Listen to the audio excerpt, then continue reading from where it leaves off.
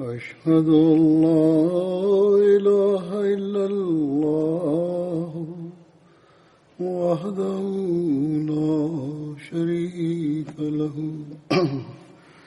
وأشهد أن محمدا عبده ورسوله أما بعد فأعوذ بالله من الشيطان الرجيم بسم الله الرحمن الرحيم الحمد لله رب العالمين الرحمن الرحيم مالك يوم الدين إياك نعبد وإياك نستعين اهدنا الصراط المستقيم صراط الذين أنعمت عليهم غير المغضوب عليهم ولا الضالين. Hazrat Amir al-Mu'minin Mwenyezi Mungu awe msaidizi wake anasema katika hutuba iliyopita kumbukumbu za Hazrat Abdurrahman bin Auf zilikuwa zimeelezwa na sehemu moja ya kumbukumbu hizi ilikuwa imebaki ambayo nitaieleza leo. Hazrat Abdurrahman bin Auf alikuwa mkarimu mno, naye akaweza kujitolea sana. Imebainishwa katika riwaya moja ya kwamba Hazrat Abdurrahman bin Auf alikuwa amefanya wasia ya kwamba kila aliyeshiriki katika vita vya Badr apatiwe dinari 400 kutoka mali ya mirasi yake. Hivyo wasia wake ukatekelezwa, na wakati huo maswahaba waliopewa hela hiyo walikuwa 100. Mtukufu Mtume sallallahu alaihi wasallam alipowaamrisha maswahaba watukufu ili wajiandae kwa ajili ya vita vya Tabuk, hapo Mtume sallallahu alaihi wasallam akawahimiza matajiri ili wajitolee mali na wanyama wa kupandia katika njia ya Allah. Hapo kwanza kabisa hata Abubakar radhiyallahu anhu akaja na akaleta mali yote ya nyumbani ambayo ilikuwa dirhamu 4,000. Mtume sallallahu alaihi wasallam akamuuliza hata Abubakar endapo amewaachia ahli zake chochote. Ye akasema nimewaachia Mungu na mtume wake. Hata Umar akaleta nusu ya mali yake. Mtume sallallahu alaihi wasallam akamuuliza hata Umar ya kwamba je, kwa ajili ya watu wa nyumbani umewaachia chochote? Ye akasema nimewaachia nusu. Hata Abdurrahman bin Auf akatoa okia 100, na okia moja ni sawa na dirhamu 40, yani akatoa takriban dirhamu 4,000. Mtume sallallahu alaihi wasallam akasema Uthman bin Affan na Abdurrahman bin Auf katika ardhi hii ni hazina 2 kutoka hazina za Allah, ambao kwa ajili ya kupata radhi ya Allah huwa wanajitolea. Hat Bakar binti Miswar anasimulia ya kwamba Hat Abdurrahman bin Auf alinunua kutoka kwa Hat Usman ardhi kwa bei ya dinari 40,000 na akawagawia baina ya maskini wa Banu Zuhra na wenye mahitajio na mama wa waaminio. Miswar bin Makhzama anasema ya kwamba nilipompatia Aisha radhiyallahu anha sehemu yake kutoka ardhi hiyo, yeye akaniuliza kwamba ni nani aliyenitumia hiyo. Nikasema Abdurrahman bin Auf ametuma. Hat Aisha akasema Mtume sallallahu alaihi wasallam alikuwa amesema ya kwamba baada yangu mtu mwenye kufanya subira tu ndiye atakaye watendeni kwa wema. Kisha akamwombea akisema kuwa ewe Mungu, umnyweshe Abdurrahman kutoka chemchem salsabil ya peponi. Imeandikwa katika riwaya moja ya kwamba mtukufu mtume sallallahu alaihi wasallam alisema, baada yangu mtu atakaye wajulia hali watu wa ahli zangu atakuwa mkweli na mwema tu. Hivyo Abdurrahman bin Auf alikuwa akitoka pamoja na mama wa waaminio pamwe na uchukuzi wao, na alikuwa akiwaandalia mambo ya hija, na alikuwa akiweka mapazia juu ya viti vyao, na kwa ajili ya maskani alikuwa akiwapendekezea mapango ya aina hii ambayo yalikuwa hayapitiki, ili wasipate taabu ya hijabu na waweze kuishi kwa amani. Safari moja mjini Madina kulitokea ukame wa vyakula. Wakati ule msafara ulitoka Siria na ukaja Madina, uliokuwa umebeba unga wa ngano na vitu vingine vyakula juu ya ngamia 700, na kutokana na ujio wake kelele zikatokea mjini. Hata Aisha akauliza, kelele hizi ni za nini? Akaambiwa, msafara wa ngamia 700 wa Abdurrahman umefika, ambao umesheheni unga wa ngano na vitu vingine vyakula. Hata Aisha akasema, nilimsikia Mtume sallallahu alaihi wasallam akisema ya kwamba Abdurrahman ataingia peponi akiwa anapiga magoti.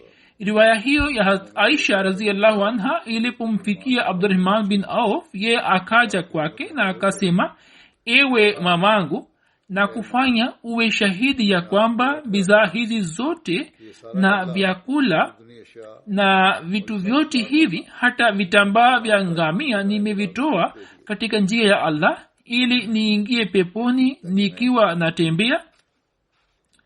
Wale waliokusanya historia ya masahaba wamekusanya matukio mbalimbali ya kujitolea kwa Hazrat Abdurrahman bin Auf katika njia ya Allah. Katika kitabu cha Usudul Ghaba imeandikwa ya kwamba Abdurrahman bin Auf alikuwa mwenye kujitolea sana katika njia ya Allah. Safari moja akawaacha huru watumwa 30. Safari moja Hazrat Umar alipata shida ya fedha, yeye akamwomba Abdurrahman bin Auf ili ampatie mkopo. Abdurrahman bin Auf akasema, ewe Amirul Mu'minin, kwa nini unaniomba mimi tu? Wewe unaweza kuchukua mkopo kutoka Baitul Mal au kutoka Osman au kutoka mtu yeyote mwingine aliye na uwezo. Hazrat Umar akasema, sababu ya kufanya hivi ndiyo hii ya kuwa inawezekana nikichukua kutoka Baitul Mal nisahau kuirudisha, na nikichukua kutoka mtu mwingine inawezekana mtu huyo kwa sababu ya kujisikia haya au kwa sababu yoyote nyingine asiniombe ili nimrudishie hela yake, na mimi pia nisahau, lakini wewe ukinikumbusha tu utachukua hela yako. Huzur anasema, kwa sababu ya maelewano mazuri yaliyokuwa baina ya maswahaba walikuwa wakisaidiana katika mahitaji yao. Mwana wake hata Abdurrahman bin Auf aitwa Ibrahim anasimulia kutoka kwa baba yake ya kwamba Mtume sallallahu alaihi wasallam alisema, ewe Ibn Auf, utaingia peponi ukiwa unatambaa, kwani wewe ni tajiri. Basi utoe katika njia ya Allah ili uweze kuingia peponi ukiwa unatembea. Riwaya hii inafanana na riwaya iliyotangulia ya Bi Aisha radhiyallahu anha. Hata Abdurrahman bin Auf akasema, ewe mtume wa Mungu, nitoe nini katika njia ya Allah? Akasema, toa ulicho nacho. Akamuuliza, ewe mtume wa Mungu, je, yote? Akasema, ndio. Hata Abdurrahman akatoka na nia hii ya kuwa nitatoa mali yote katika njia ya Allah. Baada ya muda mfupi Mtume sallallahu alaihi wasallam akamuita na akasema, ulipoondoka Jibrili akaja na akasema, mwambie Abdurrahman ya kwamba awahudumie wageni, awalishe maskini, awape waombaomba, na kabla hajatumia juu ya wengine kwanza atumie juu ya jamaa zake.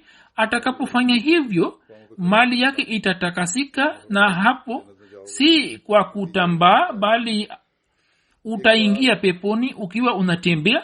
Safari moja akatoa nusu ya mali yake katika njia ya Allah ambayo ilikuwa dirhamu 4,000. Kisha safari moja akatoa dirhamu 40,000 na siku nyingine akatoa dinari 40,000 kama sadaka katika njia ya Allah. Siku moja akatoa mafarasi 500 katika njia ya Allah na siku nyingine akatoa ngamia 500 katika njia ya Mwenyezi Mungu. Abu Salama mwana wa Abdurrahman bin Auf anasimulia, anasema kwamba baba yetu katika haki ya ummahatul mu'minin akawatolea wasia wa bustani moja. Bustani hiyo ilikuwa na thamani ya dirhamu 400,000. hata Abdurrahman bin Auf alikuwa amefanya wasia wa kutoa dinari 50,000 katika njia ya Allah. Katika mirasi yake kulikuwa na ngamia 1,000, mbuzi 3,000 na farasi 100 ambao walikuwa wakila katika Baki. Jarb ni mahala palipo na umbali wa maili 3 kutoka Madina kuelekea kaskazini, ambapo Umar alikuwa na milki yake. Katika maeneo hayo akiwatumia ngamia 20 wenye uwezo wa kuchota maji, alikuwa anafanya kilimo, na kutokana na kilimo chake alikuwa anajipatia chakula cha mwaka mzima. Ipo katika riwaya ya kwamba dhahabu aliyoiacha katika mirasi yake ilikuwa nyingi kiasi hiki ya kuwa ilikatwa na mashoka hadi walioikata viganja vyao vikapata upele. hata Abdurrahman bin Auf alifariki dunia katika mwaka wa 30 wa Hijria, sawa na raia wengine akafariki katika mwaka wa 32, akaishi miaka 72, na sawa na raia wengine akaishi miaka 73 na akazikwa katika Jannatul Baqi. hata Uthman akasalisha jeneza yake, sawa na kauli nyingine hata Zubair bin Awam akasalisha sala yake ya jeneza. Wakati wa kifo cha Abdurrahman bin Auf, Saad bin Malik akisimama karibu na maiti yake akasema, wajabal, yani ni pigo kubwa, mtu mkubwa ametutoka. Hatari akasema, Ibn Auf ameaga dunia hii. Ye alikunywa maji safi kutoka chemchem ya dunia na yale machafu akayaacha. Au akasema, Ibn Auf alipata zama nzuri na akaondoka kabla ya muda mbaya kutokea. hata Abdurrahman bin Auf akawaacha nyuma wake 3, kila mmoja akapewa dirhamu 80,000 kama sehemu ya 8 ya mirasi yake, ilhali sawa na riwaya nyingine alikuwa na wake 4 na kila mke akapata dirhamu 80,000. Sasa sahaba atakayetajwa hapo mbele ni Hasad bin Muaz. Hasad bin Muaz alitokana na Banu Abdul Ashal, tawi la kabila la Aus la Ansar, naye alikuwa mkuu wa kabila la Aus. Jina la baba yake lilikuwa Muaz bin Numan na mamake alikuwa akiitwa Kabsha binti Rafi, ambaye alikuwa sahaba wa Mtume sallallahu alaihi wasallam. Kunia ya Saad bin Muaz ilikuwa Abu Amr.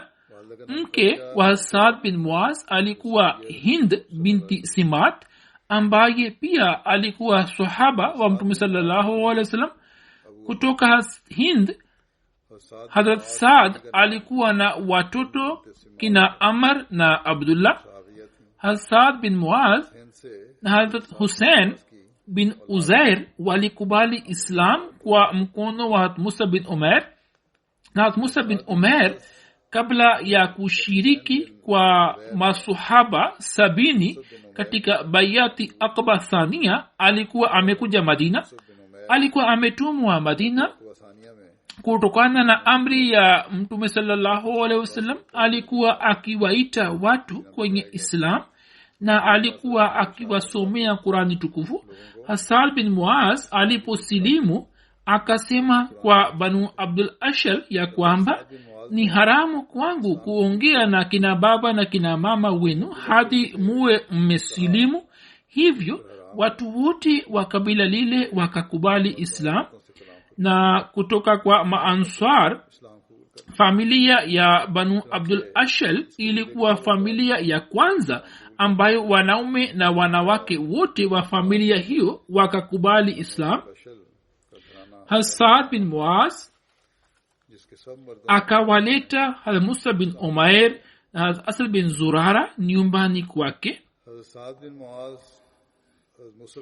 Kisha hawa wawili katika nyumba ya Asad bin Muaz walikuwa wanawaita watu kwenye Islam. Asad bin Muaz alikuwa binamu ya Asad bin Zurara, na Asad bin Muaz na Usaid bin Huzair ndio waliovunja masanamu ya Banu Abdul Ashar. Walitokana na familia moja, hivyo wakavunja masanamu yao pale kabila zima liliposilimu. Mtume sallallahu alaihi wasallam aliweka udugu baina ya Hasad na Hazrat Saad bin Abi Waqas, na sawa na riwaya nyingine akaweka udugu wake na Hazrat Abu Ubaida bin Jarrah.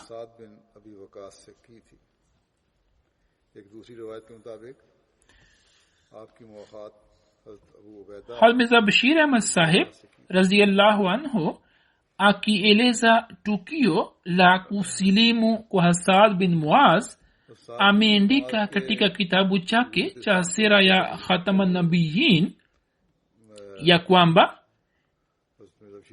yeye anaandika ya kwamba wakati wa kuondoka kutoka Makka, Waislamu wapya hawa 12 walimuomba Mtume sallallahu alaihi wasallam ili wapatiwe mwalimu wa Islam baada ya bayati Aqba ula, ambaye atufundishe dini na atupatie mafunzo ya Islam na awahubiri ndugu zetu washirikina.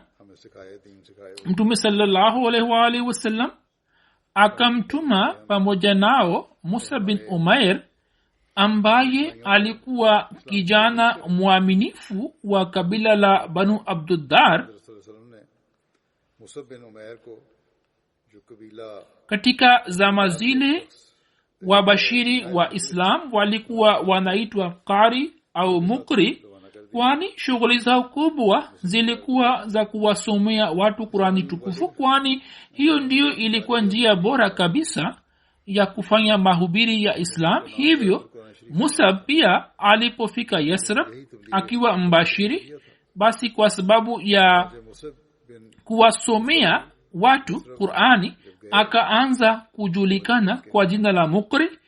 Musa radhiyallahu anhu baada ya kufika Madina akakaa katika nyumba ya Asad bin Zurara ambaye alikuwa Muislamu wa kwanza wa Madina, na pia alikuwa mtu mwaminifu na mwenye wasaa sana,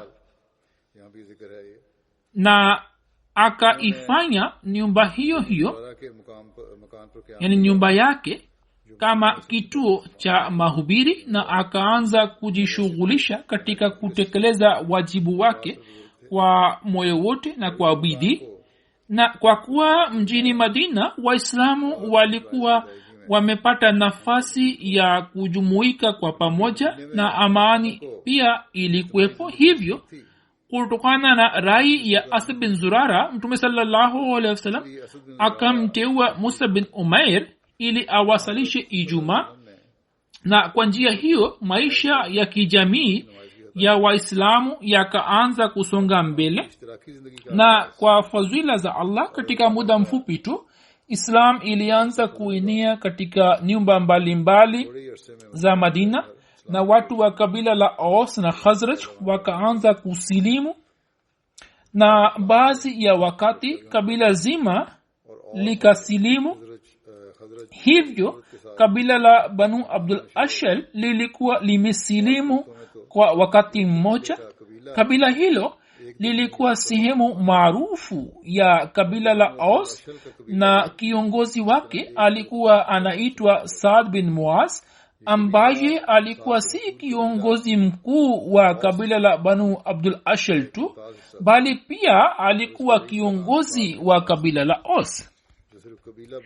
Uislamu ulipoanza kutangazwa na kusambazwa katika Madina, Saad bin Muaz akasikia vibaya na akataka kuizuia. Saad bin Muaz kabla hajasilimu alikuwa mpinzani mkubwa wa Islam, lakini Asad bin Zurara alikuwa miongoni mwa jamaa zake wa karibu, yani alikuwa binamu yake, na Asad alikuwa amekwisha silimu tayari.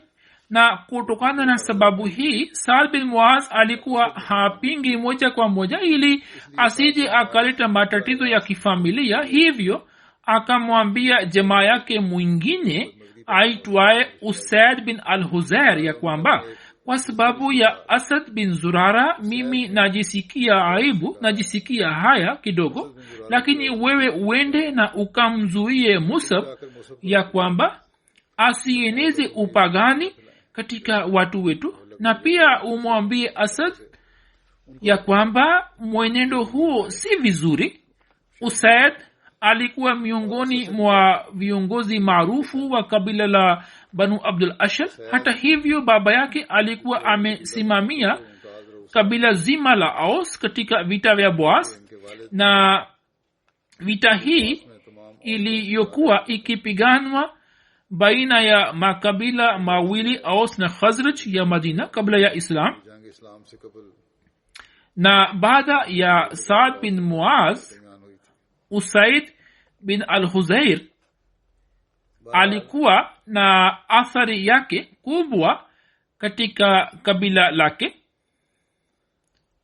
alikuwa mtu mkubwa katika kabila lake. Hivyo kutokana na ombi la Saad, yeye akawaendea Musab bin Umair na Asad bin Zurara na akamwambia Musab kwa hasira, kwa nini unawapotosha watu wetu? Achana na tabia hii, waila matokeo yake yatakuwa si mazuri. Musab alikuwa bado hajajibu. Asad akamwambia Musab kwa sauti ya chini, mtu huyu ni kiongozi wa kabila lake, hivyo uongee naye kwa upole. Musab kwa upole sana na kwa heshima akasema kwa Usaid, wewe usikasirike, bali tafadhali ukae kidogo na utusikilize tunasema nini, kisha unaweza kuamua chochote. Usaid akaona kuwa jambo lake lina mantiki, hivyo akakaa na Musab akamsikilizisha Qurani tukufu, na kwa upendo mkubwa akamweleza kuhusu mafundisho ya Islam. Usaid akashikwa na athari kubwa sana kiasi kwamba akasilimu pale pale, na akasema ya kwamba yupo mtu mwingine ambaye nimemwacha nyumbani, ikiwa yeye atasilimu basi kabila letu zima litaamini pamoja naye, hivyo ngojeni na mimi nitamtuma kwenu. Baada ya kusema hayo, Usaid akaondoka na kwa kutumia mbinu fulani akamtuma Saad bin Muaz kwa watu hawa. Saad bin Muaz akaja na akasema kwa Asad bin Zurara akiwa na hasira kali ya kwamba, bwana Asad, mambo unayoyafanya hayafai kabisa. Mimi kwa sababu ya familia nimenyamaza, hivyo usifanye hivi. Hapo Musab kwa upole na mapenzi yale yale akampoza na akaongea naye kwa mapenzi na kwa upendo.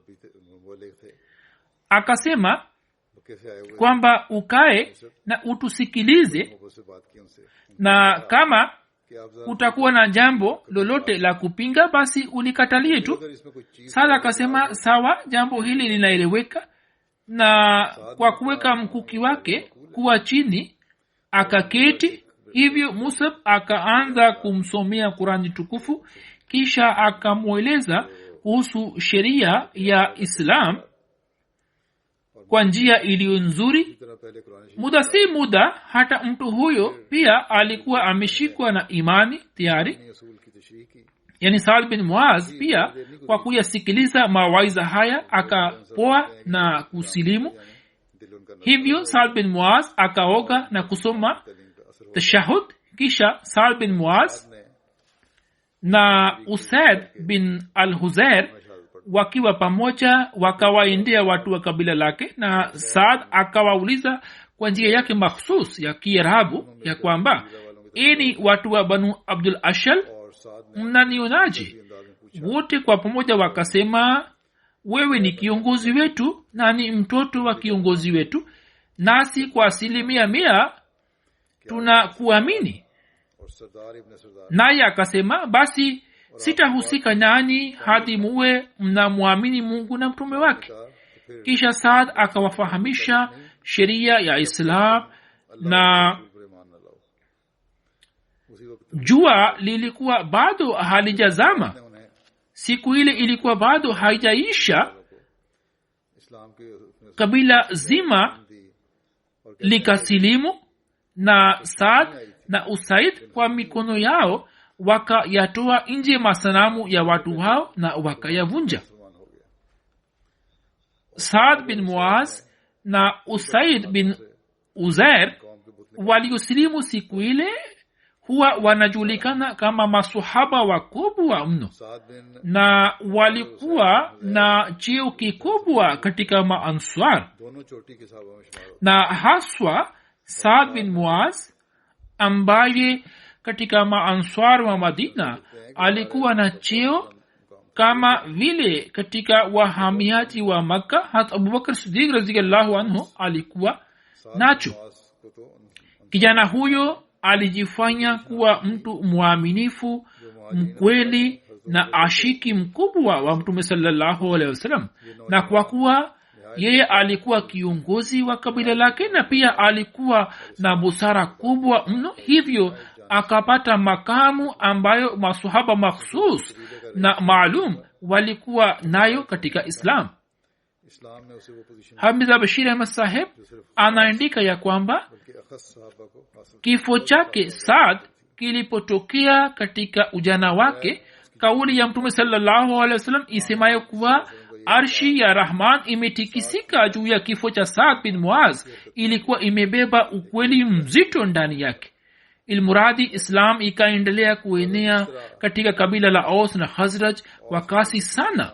Mayahudi kwa macho yaliyojaa hofu walikuwa wanaona maendeleo ya Islam, na moyoni mwao walikuwa wanasema ya kwamba hatujui kuna nini kitakachotokea katika siku za usoni.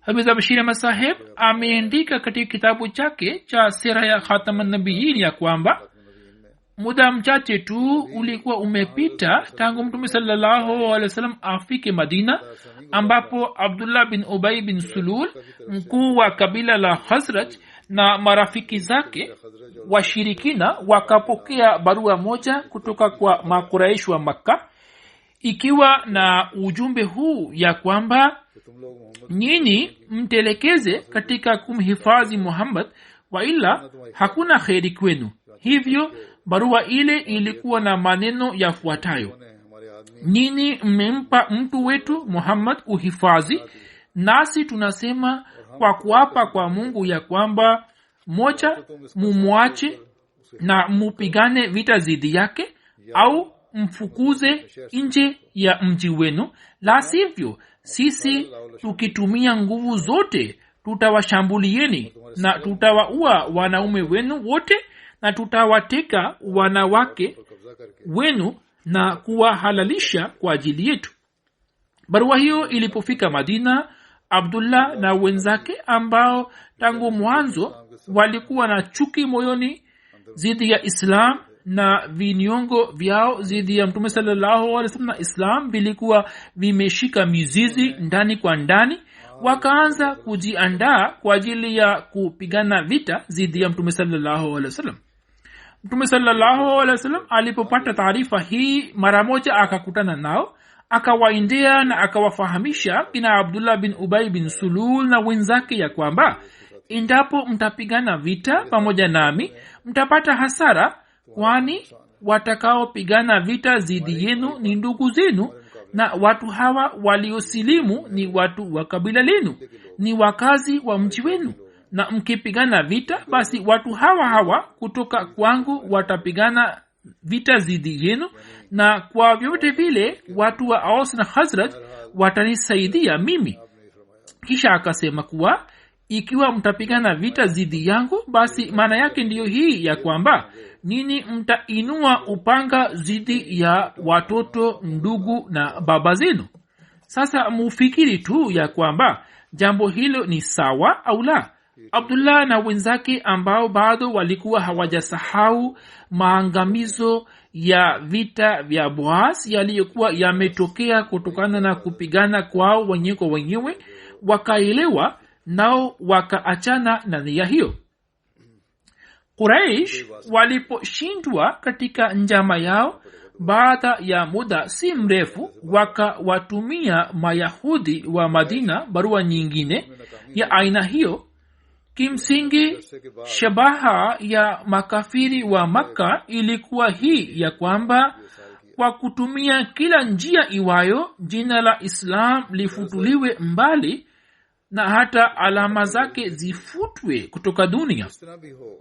Waislamu walipochoka kutoka zulma zao wakahamia Uhabishini, hata huko wakafuatwa na makafiri, nao wakatumia kila njia na wakafanya juu chini ili mfalme aliye na moyo mwema awarudishie wanyonge hawa. Kisha Mtume sallallahu alaihi wasallam akahama Makka na kuhamia Madina. Hata hivyo Quraish wakamfuata na wakajaribu kumkamata, na kila wakati wakaendelea kujaribu ili waamue Muhammad sallallahu alaihi wasallam, ungapishe mbali na wamalize Islam. Na sasa walipojua kwamba Mtume sallallahu alaihi wasallam na maswahaba zake wamefika Madina na huko Islam inaendelea kuenea kwa kasi, nao kwa kuwatumia watu wa Madina barua hiyo yenye tishio wakawashawishi ili wapigane vita dhidi ya Mtume sallallahu alaihi wasallam, au wakitelekeza katika kumlinda na kumhifadhi wamfukuze nje ya Madina. Hamza Bashir Ahmad Saheb anaandika ya kwamba barua ya Quraish iliyokuwa imeandikwa inaangazia utamaduni wa Uarabuni, ya kwamba wao katika vita zao pamoja na kuwaua maadui zao walikuwa wakiwaua wanaume wote na walikuwa wakiwateka wanawake wao, kisha walikuwa wakiwahalalisha kwao. Na pia kuhusu Waislamu, nia yao ilikuwa inatisha zaidi, kwani pale walipokuwa wameamua kuwapa adhabu watu wale waliokuwa wamewahifadhi Waislamu, na walikuwa wamewatisha wakisema kwamba tutawaua wanaume wenu wote na tutawahalalisha wanawake wenu kwa ajili yetu, basi kwa ajili ya Waislamu kwa yakini walikuwa na nia mbaya zaidi. Kwa vyovyote vile barua hiyo ya Quraish wa Makka ilikuwa haikutoka kutokana na hisia zao za muda tu, bali walikuwa wamekwisha amua ya kwamba hawatawacha Waislamu ili wakae kwa amani na hawatapumzika hadi Islam ifutwe kutoka dunia. Hivyo Hamza Bashir Ahmad Saheb ameandika tukio moja katika kitabu chake. Yeye anasema ya kwamba tukio hili la kihistoria linaeleza kuhusu mipango ya kutisha ya watu wa Makka. Tukio lenyewe ndilo hili ya kwamba riwaya yake imeelezwa katika Bukhari inayosema kwamba baada ya hijra, Saad bin Muaz ambaye alikuwa kiongozi mkuu wa kabila la Aus na alikuwa ameshasilimu, alikwenda Makka akiwa na nia ya kufanya umra, na akakaa kwa rafiki yake ya zama za ujahilia Umayya bin Khalf aliyekuwa kiongozi wa Makka. Kwa kuwa alikuwa anajua ya kwamba watu wa Makka watamsumbua ikiwa atakwenda kufanya tawafu akiwa peke yake, hivyo kwa ajili ya kuepukana na fitina hiyo akamwambia Umayya ya kwamba nataka kufanya tawafu ya Kaaba, hivyo nirahisishie katika kazi hii, nami nikifanya tawafu kwa amani na nikimaliza wajibu huo nitarudi katika nchi yangu. Hivyo Umayya bin Khalf wakati wa mchana, muda ambapo kikawaida watu wanakuwa katika nyumba zao, akamchukua Saad na akafika karibu na Kaaba. Lakini kwa bahati tu, wakati huo huo Abu Jahal pia akajitokeza huko, na pale alipomwona Saad akashikwa na hasira kali, lakini akaficha hasira yake na akaongea na Umayya hivi ya kwamba, ewe Abu Safwan, ni nani huyu pamoja nawe? Umayya akasema, huyu ni Saad bin Muaz, kiongozi wa Aus. Hapo Abu Jahal akaghadhibika zaidi na akasema kwa Saad, je, mnadhani ya kwamba baada ya kumpatia Muhammad uhifadhi nini mtaweza kufanya tawafu ya Kaaba kwa amani? Na je, mnadhani ya kwamba nini mna uwezo wa kumlinda na kumsaidia Muhammad? Akasema, naapa kwa Mungu, ikiwa muda huu Abu Safwan asingekuwa pamoja nawe, usingeweza kusalimika. Saad bin Muaz alikuwa anajiepusha na fitina, lakini hata hivyo alikuwa na damu ya kiutawala na ghera ya kiimani ilikuwa imechemka moyoni mwake. Akasema kwa sauti ya kiujasiri, wallahi, ikiwa utatuzuia kutoka Kaaba, basi ukumbuke ya kwamba hata wewe hutaweza kupata amani katika njia iendayo Syria. Sisi pia tupo njiani na tutafanya mengi zidi yako. Umayya alipomsikia Saad na akaona hasira yake, akasema, Saad, ebu angalia, usirefushe sauti yako mbele ya Abul Hakam aliye kiongozi wa bonde hili. Abu Jahal alikuwa maarufu kwa jina la Abul Hakam katika Makka. Hivyo akamwambia Saad kwamba asirefushe sauti mbele yake. Saad aliyekuwa amepanda katika hasira vile vile akasema, Umayya, wewe acha tu, usiingie kati.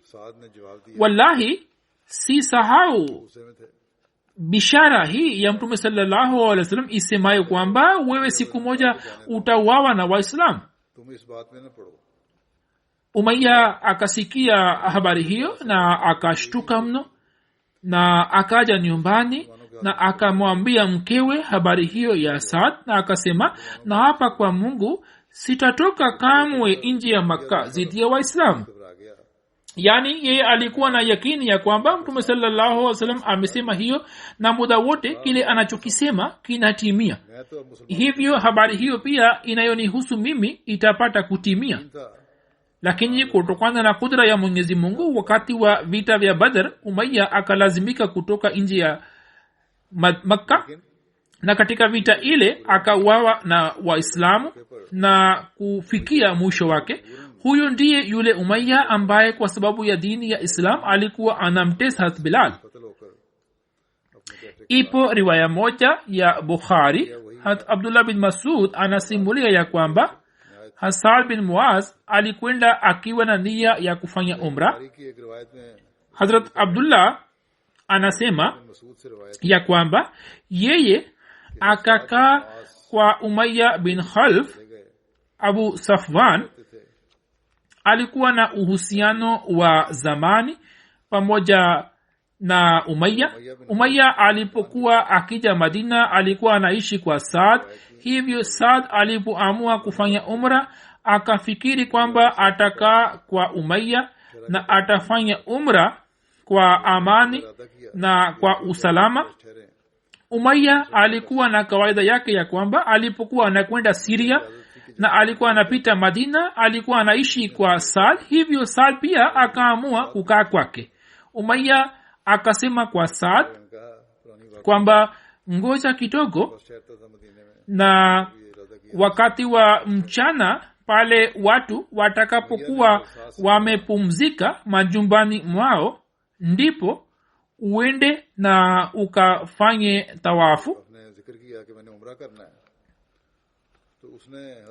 Msimuliaji anasema kwamba wakati huo Saad alipokuwa akifanya tawafu akamwona Abu Jahal.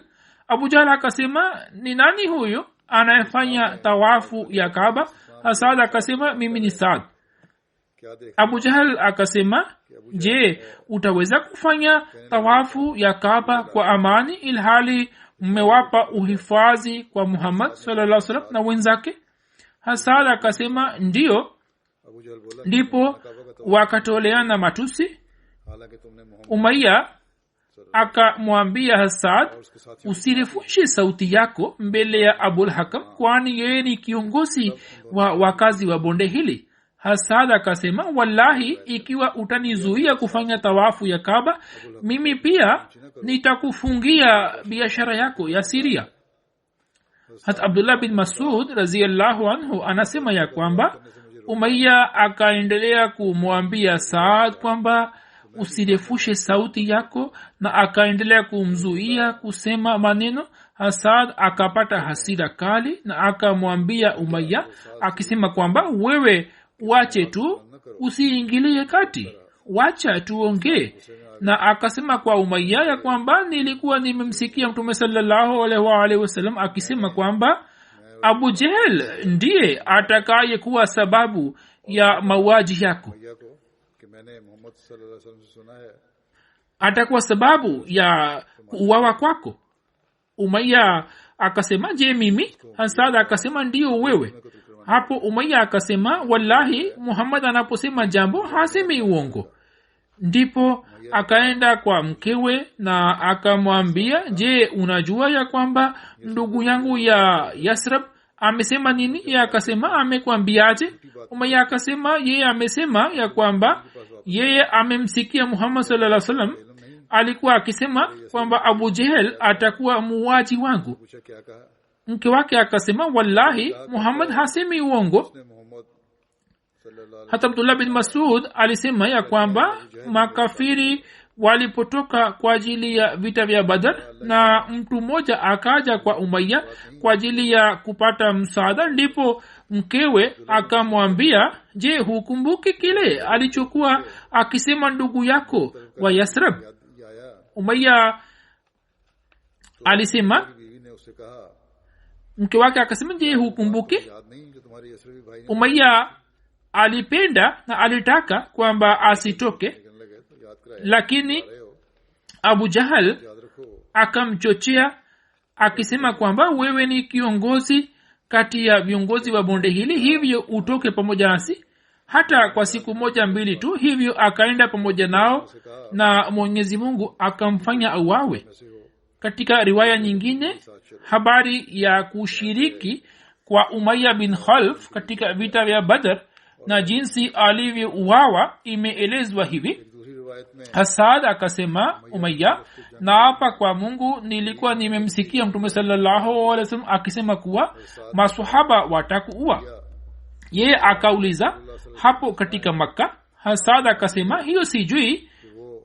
Hapo Umayya akaogopa sana. Umayya akaenda nyumbani kwake na akamwambia mkewe Safia au Karima binti Muammar ya kwamba, ewe Safwan, je, umesikia kile asemacho Saad? Mkewe akasema, Saad anasema nini? Hapo Umayya akasema, yeye ameniambia ya kwamba Muhammad sallallahu alaihi wasallam alikuwa amemweleza ya kuwa wao wataniua. Mimi nimemuuliza kwamba je, hapo katika Makka? Yeye anasema kwamba yeye hajui. Kisha Umayya akasema, wallahi, mimi sitatoka nje ya Makka. Yani alikuwa ameogopa mno. Vita vya Badr ilipotokea, Abu Jahal akawaambia watu ili wajiandae kwa ajili ya vita, na pia akamwambia Umayya ili naye pia ajitokeze kwa ajili ya kulinda msafara wake. Umayya hakupenda kutoka.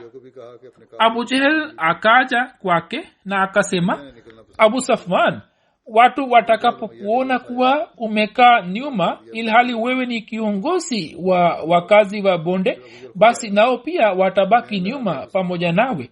Abu Jahl akaendelea kumfahamisha.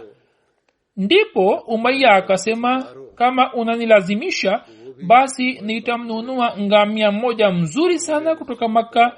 Kisha Umayya akasema, Safwan, niandalie maandalizi ya safari. Mkewe akasema, je, umesahau kile alichokuwa amekisema ndugu yako wa Yasrib? Akasema, hapana, sijasahau bado, nitaenda pamoja nao hatua tu kisha nitarudi. Umayya alipotoka, basi katika kila hatua alipokuwa akisimama alikuwa akifunga mguu wa ngamia wake na akaendelea kuepukana na vita hadi Mwenyezi Mungu akaamua katika Badr. Tukio la mauaji yake limekwisha elezwa hapo kabla katika kumbukumbu za Hazrat Abdurrahman bin Auf katika hutuba iliyopita. Bilal alipowaita Maansar na kutokana na zile zulma alizokuwa akifanyiwa akamfanya Umayya auawe. Muslih Maud radhiyallahu anhu anasema kiongozi mmoja wa Madina, Saad bin Muaz, aliyekuwa mkuu wa kabila la Aus, kwa ajili ya kufanya tawafu ya Kaaba alikwenda Makka. Abu Jahl akamwona na akasema kwa hasira kali, je, nyinyi mnadhani kuwa baada ya kumhifadhi Muhammad mtaweza kufanya tawafu ya Kaaba kwa amani? Na je, mnadhani kuwa mna uwezo wa kumlinda na kumsaidia? Na hapa kwa Mungu, ikiwa wakati huu Abu Safwan asingekuwa pamoja nawe usingeweza kusalimika. Saad bin Muaz akasema, wallahi, ikiwa utatuzuia kutoka Kaaba, basi ukumbuke kwamba wewe pia hutapata amani katika njia ya Syria. Saad bin Muaz alishiriki katika vita vya Badr, Uhud na Handak pamoja na Mtume sallallahu alaihi wasallam. Siku ya Badr bendera ya Aus ilikuwa mkononi mwa Saad bin Muaz. Wakati wa vita vya Badr, jinsi Saad bin Muaz alivyoonesha jazba na imani yake na jinsi alivyoonesha mapenzi ya Mtume sallallahu alaihi wasallam aliyokuwa nayo moyoni ilionekana pale Mtume sallallahu alaihi wasallam alipopenda kujua rai ya Maansar, na Saad bin Muaz ndiye aliyekuwa ametoa rai yake kwa niaba ya Maansar. Shir Ahmad Sahib ameandika katika kitabu cha Sira ya Khatam an-Nabiyyin ya kwamba Waislamu walipopita bonde la Safra na wakafika Zafran, ambayo ni hatua moja mbali na Badr. Safra ni bonde moja lililopo kati ya Badr na Madina, ambako Mtume sallallahu alaihi wasallam alikuwa amewagawia Waislamu ngawira za vita vya Badr, na katika bonde hilo ipo mitende na pia kilimo kinafanywa kwa wingi, na umbali wake kutoka Badr ni kama hatua moja tu. Waislamu walipofika Zafran, taarifa iliwafikia kuwa jeshi kubwa la Quraysh limetoka Makka kwa ajili ya kulinda msafara wao wa biashara, kwani walikuwa wamepata mashaka ya kwamba huenda watu wa Madina wataushambulia msafara huo wa biashara. Sasa kwa kuwa nafasi ya kuficha mambo ilikuwa imepita tayari, hivyo Mtume sallallahu alaihi wasallam akawakusanya maswahaba zake na akawapa habari hiyo na akawauliza kwamba sasa tufanye nini. Baadhi ya maswahaba wakasema, ewe Mtume wa Mungu, kutokana na uwezo wetu wa kizwahiri ni vyema kwamba tukabiliane na msafara tu, kwani bado hatuko tayari kwa kupigana na jeshi. Lakini Mtume sallallahu alaihi wasallam hakupenda rai hiyo. Upande wa pili, maswahaba wakubwa waliposikia ushauri huo, kila mmoja wao akajitokeza na akaeleza hisia zake za kiimani na akasema, nafsi na mali zetu zote ni za Allah, katika kila hali tuko tayari. Hivyo Muqdad bin Aswad ambaye pia alikuwa anaitwa Miqdad bin Amr akasema, ewe Mtume wa Mungu, sisi si kama walivyokuwa watu wa Musa ili tuseme kwamba nenda wewe na Mungu wako mkapigane. Sisi tumekaa hapa, bali tunasema hivi kwamba utupeleke upendapo, sisi tuko nawe, nasi tutapigana tukiwa kulia na kushoto na mbele na nyuma yako. mtume saa salam akaisikia hutuba yake na uso wake ukaanza kung'aa kwa furaha. Lakini wakati huo mtume saa salam alikuwa anasubiri jibu la maanswar na akatamani ya kwamba answar pia waseme haya, kwani alikuwa na fikra hii ya kwamba huenda maanswar watakuwa wanaelewa ya kwamba sawa na bayati akba wajibu wetu ndio huu ya kwamba ikiwa tutashambuliwa hapa ndani ya Madina kisha tutapigana nao. Hivyo pamoja na hutuba hizi zenye jazba, mtume saa salam akaendelea kusema, haya basi nishaurini tufanye nini. Sahal bin Muaz mkuu wa Aus akaelewa matakwa ya mtume na kwa niaba ya maanswara akasema, ewe mtume wa Mungu, labda unataka kujua kuhusu rai yetu, na hapa kwa Mungu wakati tumeelewa kwamba umkweli na tumekuamini na mkono wetu tumeuweka katika mkono wako, basi sasa uende upendapo, sisi tupo pamoja nawe.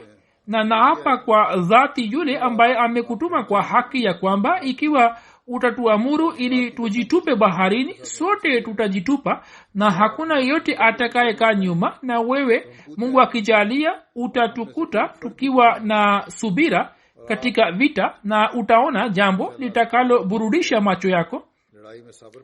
Mtume sala salam akasikia na akafurahi mno na akasema, basi kwa jina la Allah musonge mbele na mufurahie, kwani Mwenyezi Mungu ameniahidi ya kwamba kati ya makundi haya mawili ya makafiri, yani jeshi na msafara mmoja wake, atatujalia ushindi juu yake.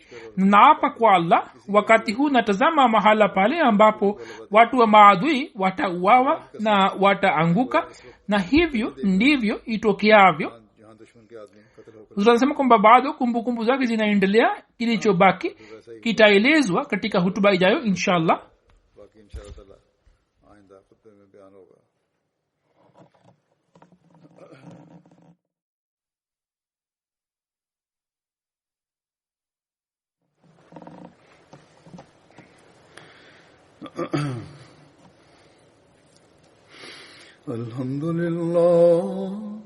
Alhamdulillah nahmaduhu wa nasta'inuhu wa nastaghfiruhu wa nu'minu bihi wa natawakkalu alayhi wa na'udhu billahi min shururi anfusina wa min sayyiati a'malina.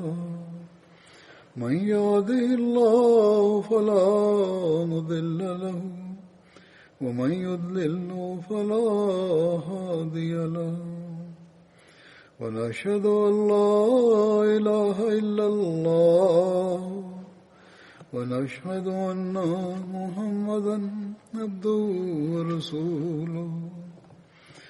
عباد الله رحمكم الله، إن الله يأمر بالعدل والإحسان وإيتاء ذي القربى وينهى عن الفحشاء والمنكر والبغي يعظكم لعلكم تذكرون.